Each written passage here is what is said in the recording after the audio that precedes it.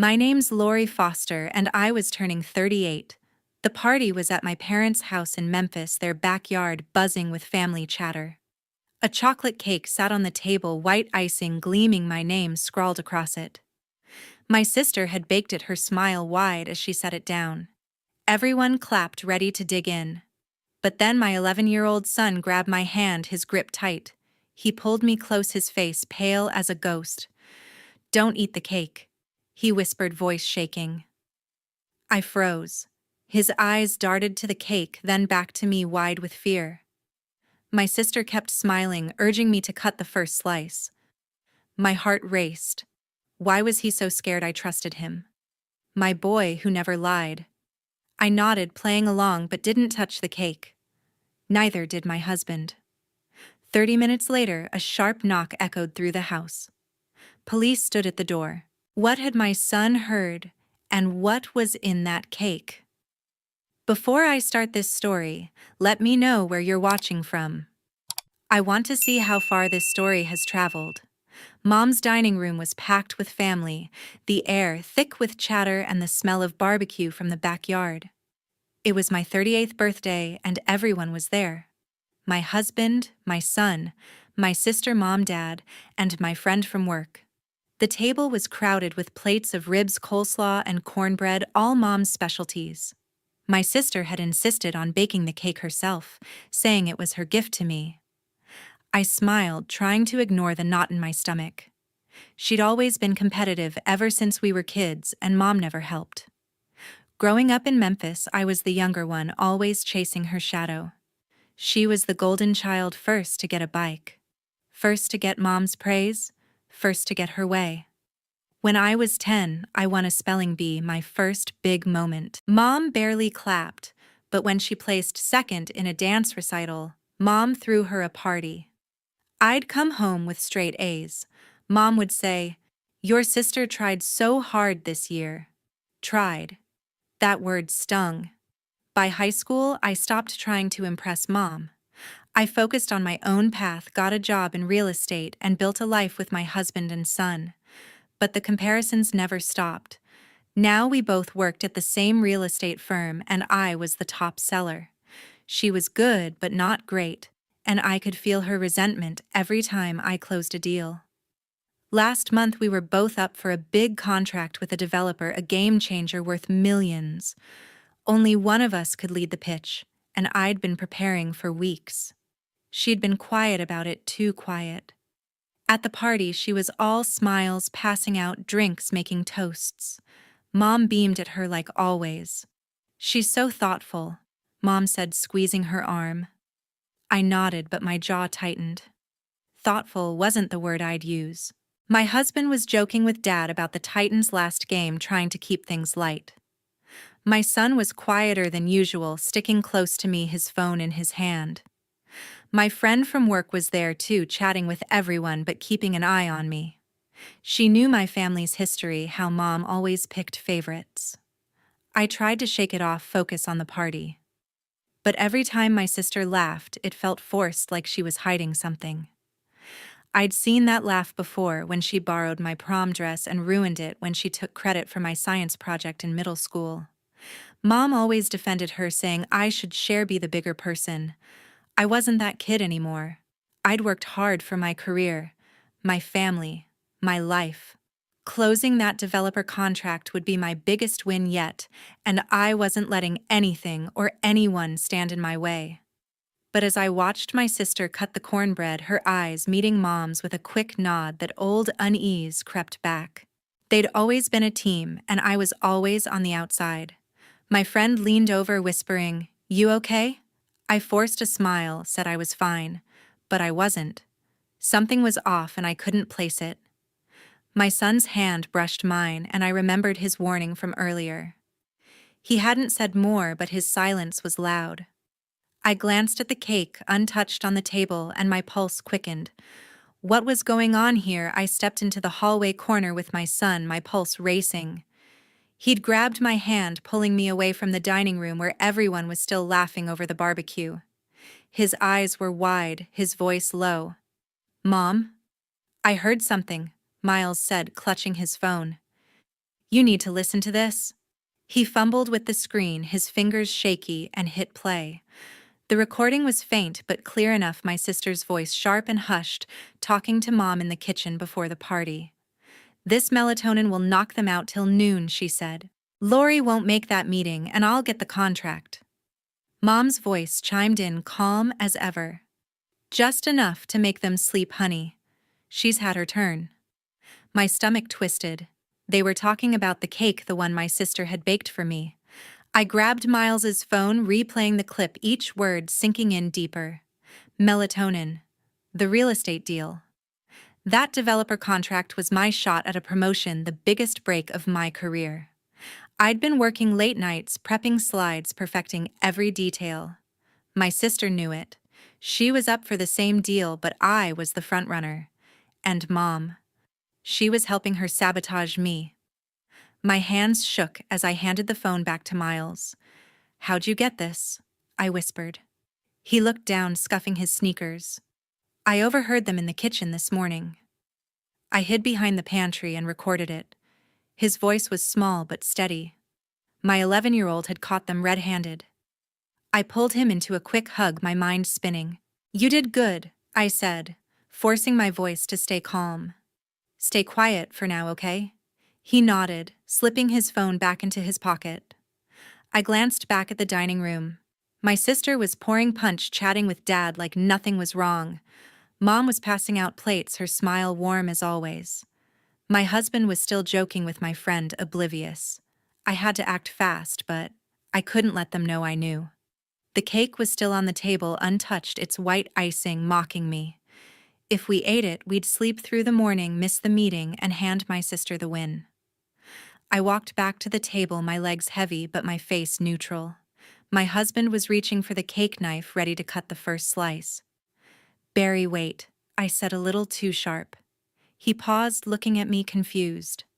I grabbed his arm, pulling him toward the kitchen under the pretense of getting more napkins. Don't eat the cake, I whispered, keeping my voice low. Something's wrong with it.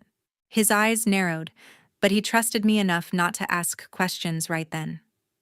I knocked over his plate as we walked back, making it look accidental. Oops, I said loudly, grabbing a cloth to clean it up. My sister glanced over, her smile tightening for a split second. She didn't suspect I knew, not yet. Miles stayed close, his eyes darting between me and the cake. My friend caught my gaze, raising an eyebrow. She could tell something was up, but I shook my head slightly, signaling her to stay quiet. Mom was still playing the perfect host, offering seconds on ribs. Dad was lost in his conversation, clueless as usual. I sat back down, forcing a laugh at some joke I didn't hear. My sister pushed the cake closer, her voice sweet. Come on, birthday girl, make a wish. I smiled back, gripping my fork, my mind racing. I wasn't eating that cake, and I wasn't letting Barry or Miles touch it either. But I needed to keep them talking, keep them distracted until I figured out my next move. I slipped my phone out of my pocket, keeping it low under the table. My hands were steady, but my mind was racing. I needed more from Miles, something to piece this together before I made a move. The dining room was still loud, with chatter plates clinking as Mom served more cornbread. My sister was across the table, refilling glasses, her eyes flicking toward me now and then. I typed a quick text to my son. Tell me everything. When did you hear them? Where I hit send, glancing at him. Miles was sitting near Dad, picking at his food, his phone hidden in his lap. He saw my message, gave a small nod, and started typing back. His reply came fast, this morning in the kitchen. I was grabbing a soda from the pantry. They didn't see me. Lindsey said the melatonin was already in the cake mix. Mom said to make sure it was enough to keep you out till noon. My chest tightened. They'd planned this hours ago, before I even got here. I texted back. Stay close, but don't say anything. Miles looked up, his face serious, and nodded again. He was only 11, but he was sharp, and I trusted him to keep quiet. I needed another set of eyes, someone who could watch without raising suspicion. My friend was perfect for this. She knew my family's history, and wouldn't hesitate to help. I caught her gaze across the room, and tilted my head toward the kitchen doorway. She excused herself from her conversation with my husband and followed me to a quiet spot near the stairs. "Robin," I whispered, keeping my voice low. "Something's up with my sister and Mom. Can you watch them? Especially around the cake." Her eyes narrowed, but she didn't ask questions. "Got it," she said, squeezing my arm. "I'll let you know what I see." Robin went back to the dining room, blending in effortlessly. She grabbed a drink and stood near the dessert table, chatting with a cousin, but keeping her focus on my sister. I stayed near the doorway, pretending to check my phone, my eyes scanning the room. My sister was now hovering near the cake, adjusting the candles with a little too much care. She glanced at Mom, who was busy handing out napkins, and then back at the cake. Her fingers lingered on the edge of the platter like she was checking something. My stomach churned. What was she making sure of? Robin texted me a minute later. "She's acting weird. Keeps touching the cake platter and looking at you." Mom just nodded at her from across the room. I swallowed hard, my suspicion growing. Robin was sharp. She'd worked with me in real estate for years and could read people like a book. If she thought my sister was up to something, I believed her. I texted back, "Keep watching. Let me know if she does anything else." Robin gave a subtle thumbs up from across the room, her face casual, but her eyes locked on my sister. I moved back to the table, sitting next to my husband. Barry was laughing at something Dad said, completely unaware of the storm brewing. I leaned close, keeping my voice low. "Barry, stay sharp. Don't touch the cake," I said, my tone firm. He gave me a puzzled look but nodded, trusting me like always. I couldn't tell him everything yet, not with my sister and Mom so close. Mom was now circling the table, offering seconds on punch, her smile as warm as ever. But I saw it now, the way her eyes darted to my sister, like they were sharing a secret.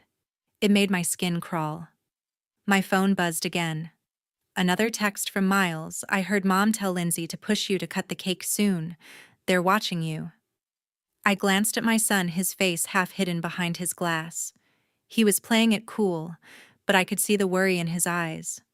I typed back, "Good job. Stay calm." My sister was back at the dessert table now, her hands brushing the cake platter again. Robin caught my eye, tilting her head slightly toward my sister, confirming what I already knew. Something was definitely wrong with that cake, and they were both in on it. I took a deep breath, forcing myself to smile as my sister called out, "Ready for the birthday girl to cut the cake." Her voice was bright, but I caught the edge in it, like she was testing me. I waved her off, saying I needed a minute, and grabbed a plate of ribs to look busy.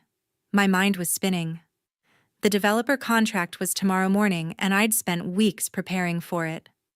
If I missed that meeting, my sister would swoop in, take the lead, and claim the deal. She'd always wanted to outshine me, and Mom was helping her do it. I wasn't going to let that happen. Not on my watch. The dining room fell quiet for a moment, just long enough for me to take a deep breath and steel myself. My sister was still standing by the dessert table, her hands clasped tightly, waiting for me to cut the cake. I wasn't ready to show my cards yet, but I couldn't let this slide. I stood up, pushing my chair back, and walked over to her. "Lindsey," I said, keeping my voice light but firm, "you spent a lot of time on this cake. What's in it?" The question hung in the air, simple but pointed. Her eyes flicked to me, then away, a nervous smile tugging at her lips. "What do you mean?" Lindsey said, her tone too casual, like she was brushing off a joke. "It's just chocolate cake, your favorite." "Why?" Her hands fidgeted, smoothing her apron, and I caught a slight tremor in her fingers. She was good at playing innocent, but I'd known her too long to buy it. I leaned closer, lowering my voice so only she could hear. "Just curious. Anything special in the mix? You know, to make it extra relaxing." Her smile froze, and for a split second her eyes widened before she forced a laugh. "Relaxing? Come on, it's just a cake. You're being weird." Mom was quick to jump in as always. She stepped between us, her hand on Lindsey's shoulder, her voice warm but sharp. "Lori, what's this about? Your sister worked hard on that cake. Don't make a fuss on your birthday." Her tone was the same one she'd used my whole life defending Lindsey dismissing me. It stung, but I wasn't surprised. I kept my eyes on Lindsey, ignoring Mom for now. "Just checking," I said, smiling tightly. "Wouldn't want anyone getting sick." Lindsay's laugh was louder this time, almost shrill, and she turned away, busying herself with the punch bowl. I sat back down, my heart pounding but my face calm. My son was watching me. His fork paused midair. I gave him a subtle nod, signaling him to stay quiet, but he couldn't hold back. "Mom," Miles said, his voice cutting through the chatter, "you shouldn't eat the cake. It's not safe." The room went still. My husband Barry looked up, his brow furrowing. My friend Robin set her glass down, her eyes locked on me. Dad glanced over, confused, but silent. Lindsay spun around, her face flushing. "What's that supposed to mean?" She snapped, her voice sharper than she meant it to be. Mom's hand shot out, grabbing Lindsay's arm. "Miles, honey, don't be silly," Mom said, her smile tight. "It's just a cake." Miles didn't back down. "I'm not being silly," he said, his voice steady for an 11-year-old. "I know something's wrong with it." His eyes met mine, and I saw the same resolve I'd felt when he showed me that recording. I reached for his hand under the table, squeezing it to tell him he'd done enough. But his words had shifted the mood. The cousins at the table exchanged looks, and Barry leaned toward me, whispering, "What's going on?" I shook my head slightly, not ready to explain in front of everyone. Lindsay was glaring at Miles now, her hands clenched, and Mom was talking fast, trying to smooth things over. "Let's not ruin the party," she said, passing out more napkins like nothing had happened. I couldn't wait any longer. I slipped my phone out, keeping it low, and dialed 911. My voice was quiet but clear as I spoke to the dispatcher. "Hi, I'm at a family party in Memphis, and I have reason to believe someone tampered with the food. Can you send someone quickly?" I gave the address, my parents' house, and hung up before anyone noticed. My hands were shaking, but I kept my face neutral, picking up a piece of cornbread like everything was fine. Lindsay was back at the dessert table, her movements stiff like she was trying not to look at me. Mom was hovering near her, whispering something I couldn't hear. They were nervous, I could feel it. Robin caught my eye from across the room, her expression asking if I was okay. I gave her a small nod, grateful she was there. Barry was still watching me, his jaw tight, but he trusted me enough to stay quiet. The rest of the family was starting to eat again, the tension easing for everyone but us. I kept my eyes on Lindsay, waiting for her to slip up. She didn't. She was too good at this, playing the perfect sister, the perfect daughter. But I wasn't the little girl who let her walk all over me anymore. I'd built my career, my family, my life, and I wasn't letting her or Mom take that away. The police would be here soon, and I'd make sure the truth came out. A sharp knock at the front door cut through the hum of the party. My pulse quickened, but I kept my face steady, picking at my plate like nothing was wrong. The cousins were still chatting, and Dad was telling another football story, oblivious to the shift in the air. My sister froze, her hand hovering over a stack of napkins. Mom's smile faltered, her eyes darting to the door. I stood up, brushing my hands on my jeans, and said, "I'll get it." My voice was calm, but inside I was bracing for what came next. Two officers stood on the porch, their badges glinting under the porch light. "Evening, ma'am," the taller one said. "We got a call about possible tampering with food at this address. Can we come in?" I nodded, stepping aside, my heart pounding but my expression neutral. The room went quiet as they walked in, their boots heavy on Mom's hardwood floor. Barry looked at me, his brow furrowed, but I gave him a slight shake of my head to keep him quiet. Robin was watching from the corner, her arms crossed, her gaze sharp. The officers scanned the room, their eyes landing on the cake, still sitting untouched on the dessert table. "We need to ask a few questions," the second officer said, pulling out a notepad. "Who made the cake?" Lindsay's face went pale, her hands twisting together. "I did," she said, her voice a little too high. "It's just a chocolate cake, nothing special." She forced a smile, but it didn't reach her eyes. Mom stepped forward, her hands clasped tightly. Officers, this is a family party. There's no need for this. My daughter made that cake with love.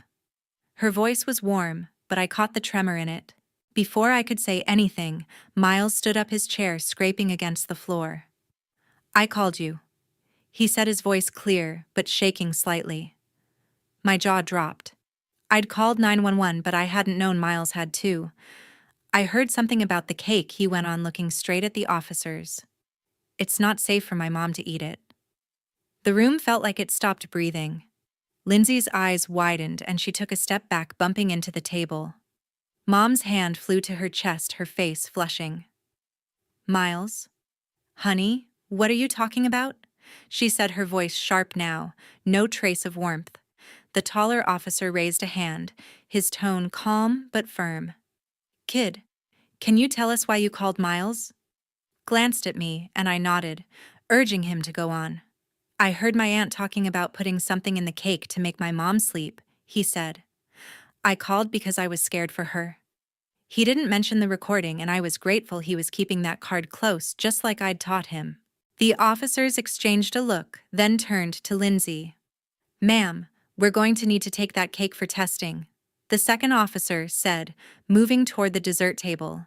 Lindsay's voice cracked. Testing for what? It's just a cake. She laughed, but it came out shaky, almost desperate. Mom jumped in, her words tumbling out. This is ridiculous. My grandson's just confused. There's nothing wrong with that cake. Her hands were shaking now, and she grabbed Lindsay's arm, pulling her close. The officers didn't budge. We'll let the lab decide, that the taller one said, carefully lifting the cake platter and placing it in an evidence bag. Lindsay's eyes darted to Mom, her face pale, her lips trembling like she was about to cry. I stayed quiet, watching every move. Barry leaned closer, whispering, Did you know he called them? I shook my head, my eyes still on Lindsay and Mom. Robin caught my gaze, her expression saying she was as stunned as I was. The cousins were whispering now, their eyes bouncing between the officers and Lindsay. Dad just sat there, his fork frozen, looking lost. The officers asked a few more questions. When was the cake made? Who had access to it? What ingredients were used? Lindsay stammered through her answers, repeating flour, sugar, cocoa like a mantra. Mom kept cutting in, insisting it was all a misunderstanding, her voice louder each time. Lindsay tried to slip toward the kitchen, but the second officer stepped in her path. Ma'am, please stay here, he said, his tone polite but firm. Her face crumpled and she shot Mom a desperate look. Mom's eyes were wide, her hands twisting her necklace like she was trying to anchor herself. I could feel the panic rolling off them, and it confirmed everything I'd suspected. They were scared because they knew what was in that cake. I kept my composure, my hands steady in my lap, but inside, I was seething. My own sister and mother plotting against me, and now my 11-year-old had to step up to protect me. The officers finished their questions and said they'd be in touch after the lab results came back. As they turned to leave, the taller one looked at me. Ma'am, we got 2 calls about this, one from you, one from a kid. We'll follow up soon. I nodded, my throat tight. Miles sat back down, his shoulders slumped, but his eyes fierce. I reached for his hand, squeezing it hard. He'd done something I hadn't even known about, and I'd never been prouder or angrier at my family. The living room was tense, the air thick with silence after the officers left with the cake. My sister stood by the couch, her arms crossed, avoiding my gaze. Mom was next to her, her hands fidgeting with a dish towel, her usual calm replaced by a nervous edge. The cousins had started whispering again, their eyes darting between us. Dad sat quietly in his recliner, his face blank, like he was still processing everything. Barry was by my side, his hand resting on my shoulder, a silent show of support. Miles was near the doorway, watching closely, his small frame rigid with worry. I took a deep breath, my voice calm but sharp. Lindsay, enough. The police are testing the cake. What did you put in it? My words cut through the room, direct and unyielding. Lindsay's head snapped up, her eyes wide, but she didn't answer right away. Her lips pressed into a thin line and she glanced at Mom like she was waiting for a lifeline. Mom opened her mouth, but I raised a hand, cutting her off. No, Mom. Let her speak. My tone was firm, and for once, Mom stayed quiet, her hands tightening on the towel. Lindsay's shoulders slumped and she let out a shaky breath. Fine, she said, her voice low, almost a whisper. I put melatonin in the cake. Just a little to make you sleep through your meeting tomorrow. The words hit me like a punch, but I kept my face steady, my eyes locked on hers. I knew you were up for that developer contract. She went on, her voice cracking. It was my only shot to get ahead. You always get everything, Lori. I just wanted a chance. Her eyes glistened, but I felt no sympathy, only a cold anger settling in my chest. Mom stepped forward, her voice urgent. It wasn't supposed to hurt anyone, she said, her words tumbling out. I knew about the melatonin, but it's harmless, Lori. Just a sleep aid. I thought it would give Lindsey a fair shot at the contract. You've had so many opportunities. Her voice softened like she was pleading for me to understand, but it only made my blood boil. My own mother choosing sides again, thinking this was just a game. I clenched my fists, forcing myself to stay composed. Harmless, I said, my voice low. You thought drugging my family was fair. Robin stepped forward from the corner, her expression hard. I saw her acting strange, she said, her voice steady, cutting through the tension. Lindsey kept hovering around the cake all night, checking it, looking at you, like she was waiting for something. I told Lori earlier, and I'll tell the police the same thing. Her words were like a hammer nailing Lindsey's guilt. Lindsey's face crumpled and she sank onto the couch, covering her face with her hands.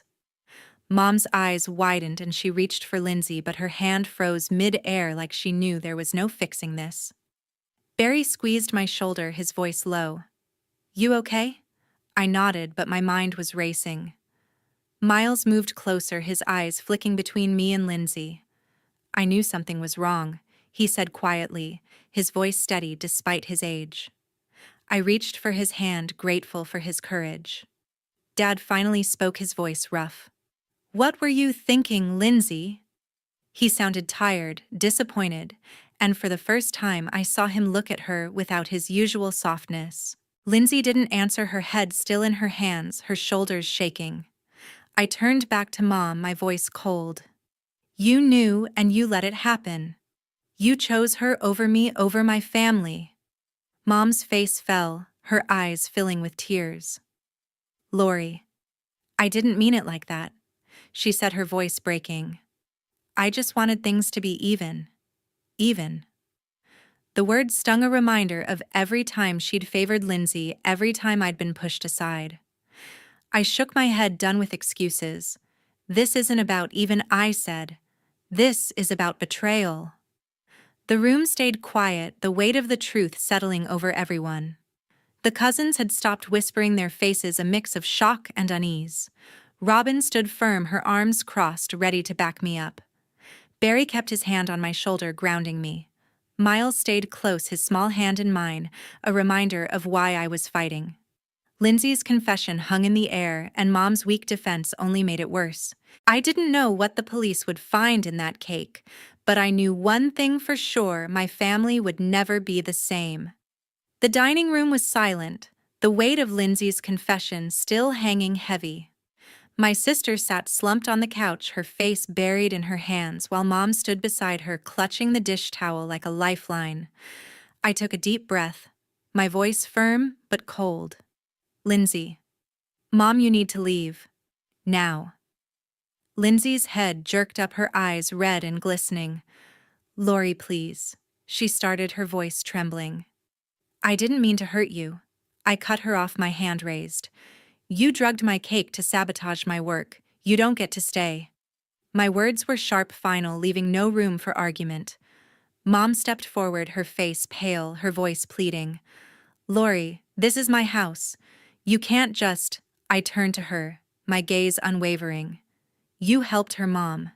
You knew and did nothing. Get out or I'll call the police back.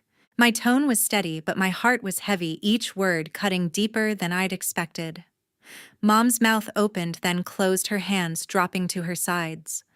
Lindsey stood slowly, her movements shaky like she was moving through water. She grabbed her purse, her eyes darting to Mom, but Mom was frozen, staring at me like she didn't recognize her own daughter. "Let's go," Lindsey muttered, tugging Mom's arm. They moved toward the front door, the silence in the room deafening. Dad started to stand, but I shook my head slightly and he sank back. His shoulders slumped. The cousins watched motionless as Lindsey and Mom stepped outside the door, clicking shut behind them. I exhaled, my body trembling with the effort of holding it together. Barry pulled me close, his arms strong around my shoulders. "You did what you had to," he whispered. I nodded, but the ache in my chest didn't ease. Miles slipped his hand into mine, his grip tight. "I'm proud of you, Mom," he said quietly, his voice steady for an 11-year-old. I squeezed his hand, grateful for him, for Barry, for Robin, who stood nearby, her expression a mix of support and sorrow. The party was over, the joy of my birthday long gone, replaced by a raw, empty feeling. My phone buzzed in my pocket and I pulled it out, my heart skipping a beat. It was the police. I stepped into the hallway, away from the others, and answered. "Ms. Foster, this is Officer Daniels," a calm voice said. "We tested the cake. It's got melatonin, a significant amount, enough to knock someone out for hours. We'll need to follow up with you and your sister." I closed my eyes, the confirmation hitting like a wave. "Thank you, officer," I said, my voice low. "I'll be in touch." I hung up, the reality sinking in. They'd tried to derail my life, my career, and they'd almost gotten away with it. I walked back to the dining room where Robin was gathering plates, trying to keep things normal for the cousins. "The police called," I said, my voice carrying across the room. "They found melatonin in the cake, just like Lindsey said." The cousins gasped, their murmurs starting up again. Dad's head dropped, his hands covering his face. Robin set the plates down, her eyes meeting mine.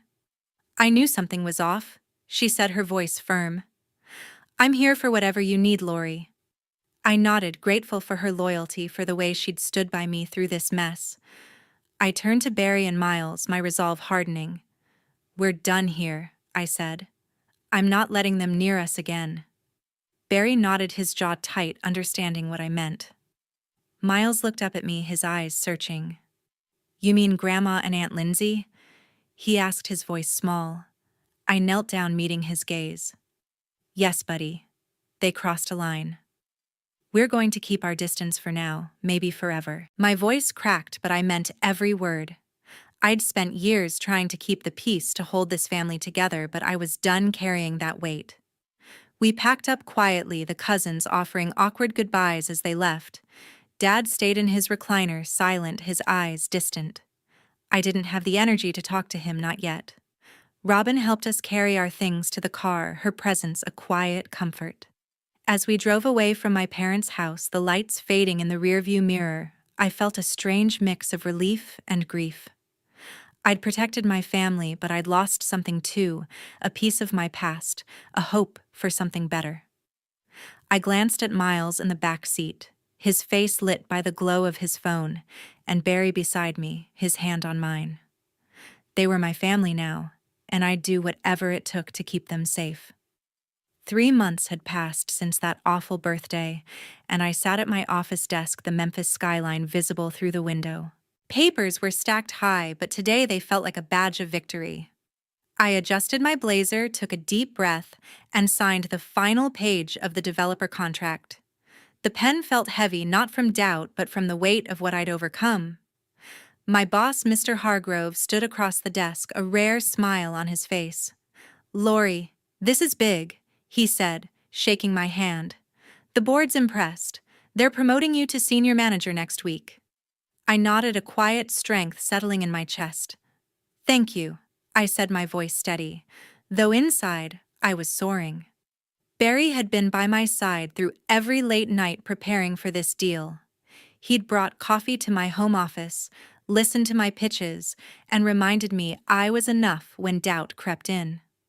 Miles, too, had been my cheerleader, taping a drawing of a trophy to my laptop with "Go Mom" scrawled in marker.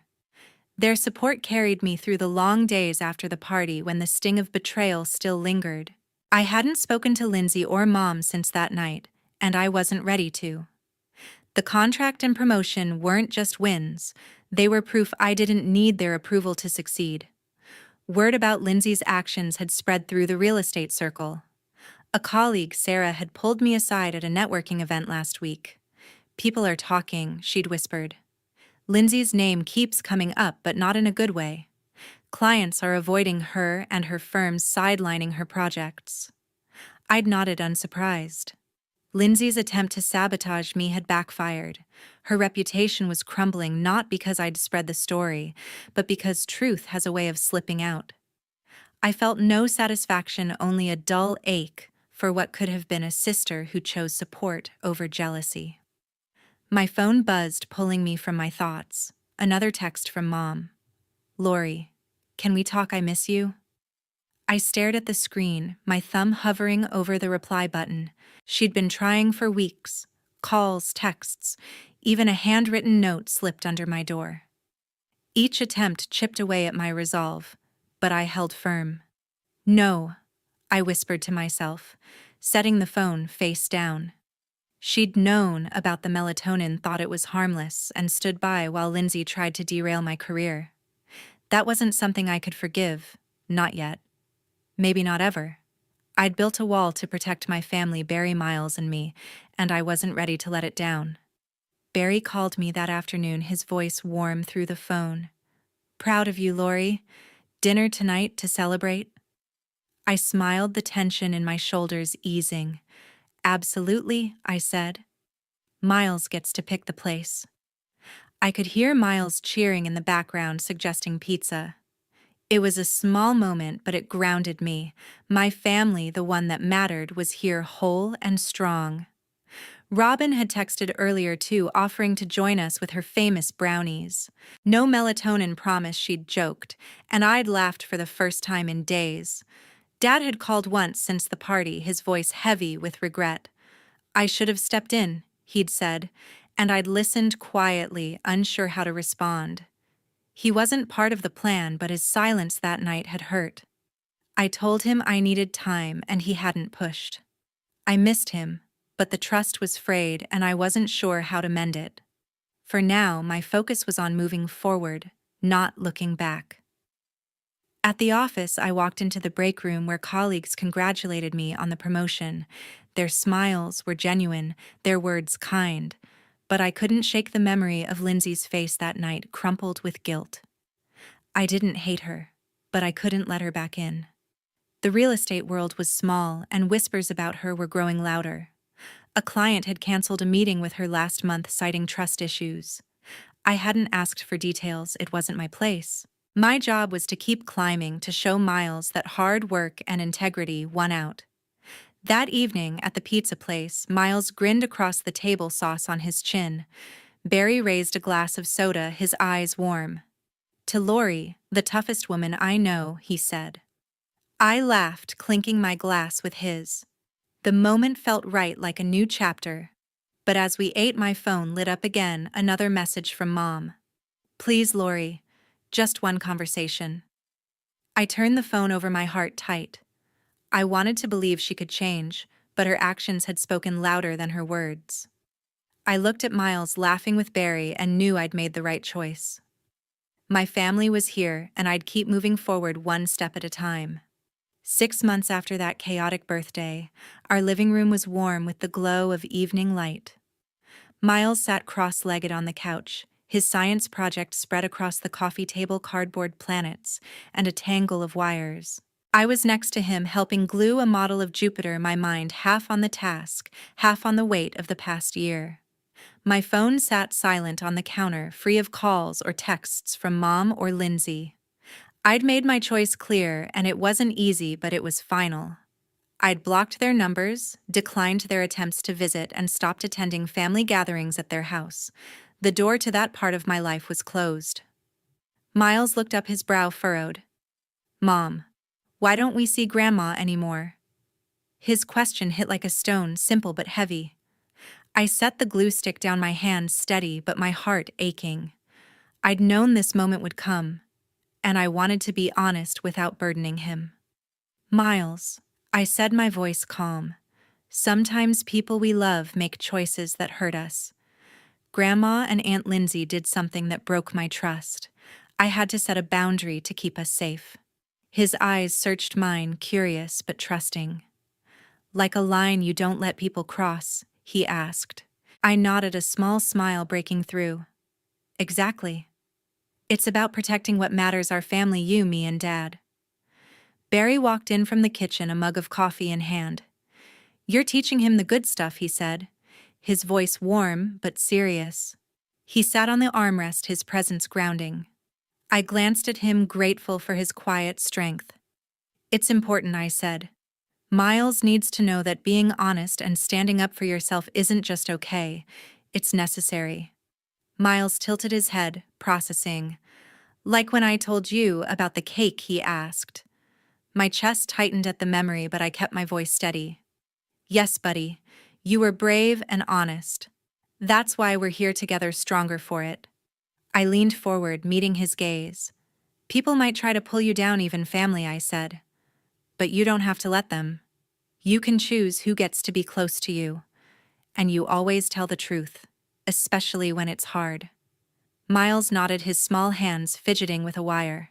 I get it, he said. Like when I told my teacher about the kid who cheated on the test. I smiled, proud of his clarity. Just like that. Honesty keeps you strong and boundaries keep you safe. The silence that followed felt peaceful, not heavy. We went back to the project, gluing planets and laughing when Barry accidentally smeared paint on his sleeve. But my mind lingered on the choice I'd made. Cutting off Mom and Lindsey wasn't just about anger, it was about survival. Mom had sent a letter last month, her handwriting shaky, asking to meet at a coffee shop. I'd read it once, then tucked it away in a drawer. Lindsey hadn't reached out, but I'd heard from a mutual colleague she'd left her firm, unable to shake the whispers about her actions. I didn't feel triumph, only a quiet resolve. Their choices had consequences, and I was done carrying the weight of their mistakes. Robin stopped by later, bringing a stack of books for Miles's project. You're raising a good kid, she said, watching him sort through the pages. I nodded, my throat tight. He's learning what family really means, I said. Robin squeezed my shoulder, her loyalty a steady anchor. Dad had called again last week, his voice softer, asking if Miles could visit. I'd said we'd think about it, but I wasn't ready. His silence during that night still stung, and I needed more time to rebuild what was broken. As Miles packed up his project, I watched him, my heart full. He was growing up, learning to navigate a world that wasn't always kind. I'd faced betrayal, set boundaries, and built a life with the people who mattered most. Barry caught my eye, his smile soft. We're okay, Lori, he said, like he knew what I was thinking. I nodded, my voice low. More than okay. The lesson wasn't just for Miles, it was for me too. Honesty had saved us, and protecting our small family was worth every hard choice. I looked at the planets on the table, each one a piece of Miles's world, and knew we'd keep building ours one truthful step at a time.